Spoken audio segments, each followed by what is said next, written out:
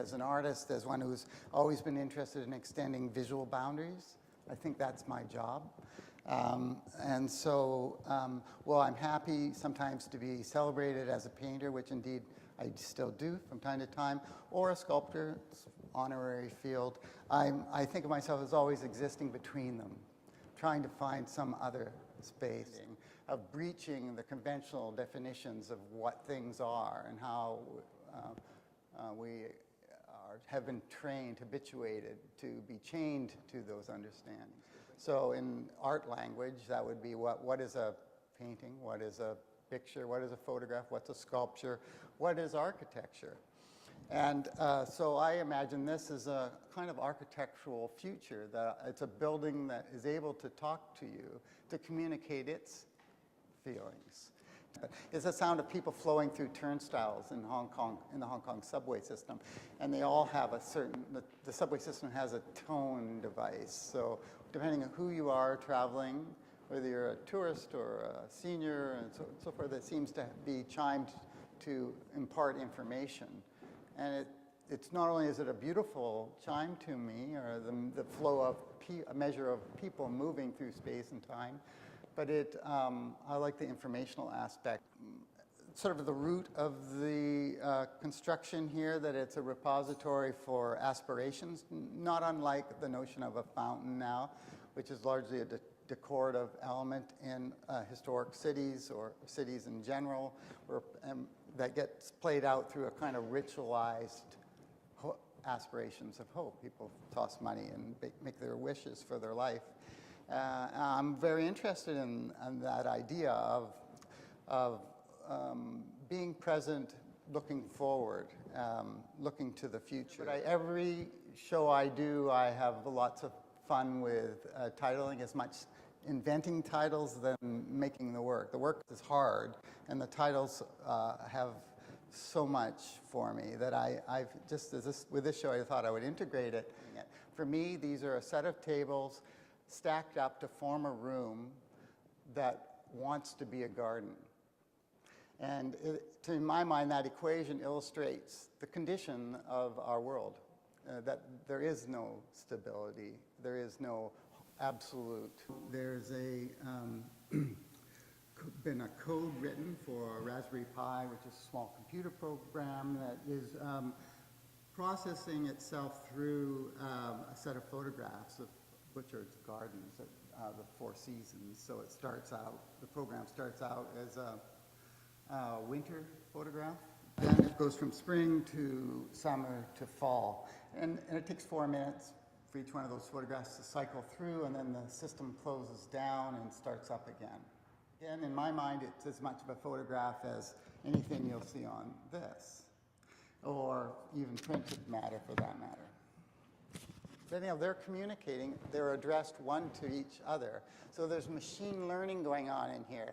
So for example, how do I explain that? In one photograph, you might see purple come up in a lamp that was green a few minutes ago. The next time it comes to that photograph, it might not do purple, because it's whatever light and address picks up that pocket of color in the photograph, gets it. And then it communicates to the next one to get something else. So the early 80s, mid 80s, I moved into working with light and actual space, because I realized I was trying to, I thought my paintings could be more active than they were. I thought they would be like a cyclops or something out of a kind of Gothic movie where there's the eyeball behind the painting always following the viewer. I thought my paintings were doing that, and I realized I was deceiving myself. I really should just take on the room, take on the whole space. Ideas of questions around color, how we live with color, how we shape our own identity through color, and through an assortment of other physical matter. You know, way of best explaining that is I just love visiting people's homes and seeing how they either consciously or unconsciously orchestrate their identity through the arrangement of things in their home. So this closed, impenetrable space with this indeterminate weight storage above, which in my mind is the mind. So the colors were a kind of way of marking actual color, like a tag, like way of identifying.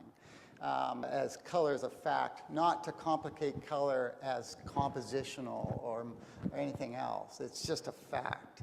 And so I wanted it out facing out, but it was too much competition for the lights. They seemed equal. So I decided along, again, in conversation with my assistants, I was going to rotate it and paint the face black. And this idea of a kind of the idea of inner, self. Really the genesis of the idea came about through this idea of trying to demarcate time. So I only started out with a kind of rough idea of, a fascination with systems and visual processes and how to try and unite them together so there's enough to look at, but that also to suggest that they are something else. See, this room is kind of cleaved, if you will, by color. Down here is one part of the room, and over here is another part of the room. And it creates a kind of aura, a defining atmosphere, or condition, whatever language you like to use around that, where you understand the physical space, but you don't. It's disrupted. That there's a time shift that's occurring through the use of color and through viewing through color. And the piece has been being developed over 2 years. Other aspects that are threaded throughout my work, which is an interest in systems. In this case, I think you can visually see the systems playing out, the legal-sized boxes stacked above, the collapsible sawhorses, which incidentally are just bought from Canadian Tire. I went out one day to Canadian Tire in Langford and ordered 60 of them. It was one of the great experiences of the work. I saw a small group of people forming at the front desk after I had ordered them. And after a few minutes, one of them was brave enough to break the pod and come forward and ask me if I was the guy who just arrived and ordered 60 sawhorses. And I said, yeah. And they said, do you mind if we ask you what you are using them for? I said, event planning. Not because I like to lie, really, particularly, but it's harder to explain art.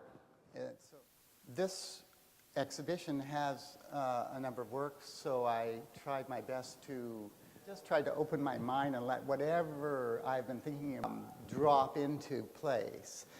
An artificial intelligence recording that was produced in the Sony labs in the U.S. called Mr. Shadow sort of inspired me to attempt it here this afternoon.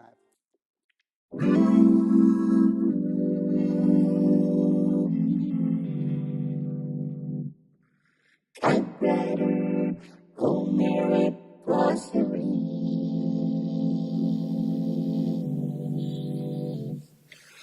Memory poster, light and architecture, sonic fashion, crowd theory, cell phone prosthetics, robot engineering, bicycle miniaturization, Cold War suburbs, window pink, genetics, camouflage, and words in architecture.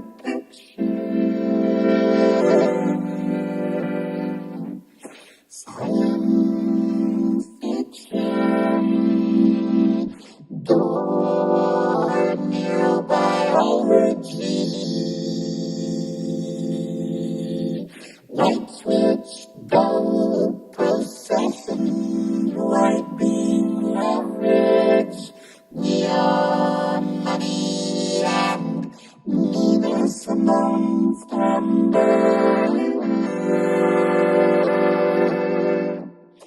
Defaulted to trying to sing it. I'm no singer, I'm no performer. I'm coming clean on that one. I felt that this had yet another capability, and I wanted to kind of approximate that as a kind of artificial AI prospect. The single most asked question to me last night was, why the hell are those clothes over there in that corner?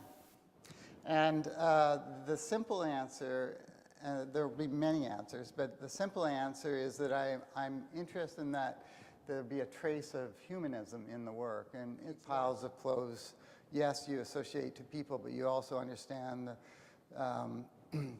you associate to, you know, the dispossessed, the people who are also individuals who are without homes, trying to demarcate private space for themselves in a destabilized world. I do believe that there's a role for a better role, and sometimes that role can be played out in art, not through a didactic politic, but through establishing conversation around social good. I'm into this idea of mini utopian worlds, and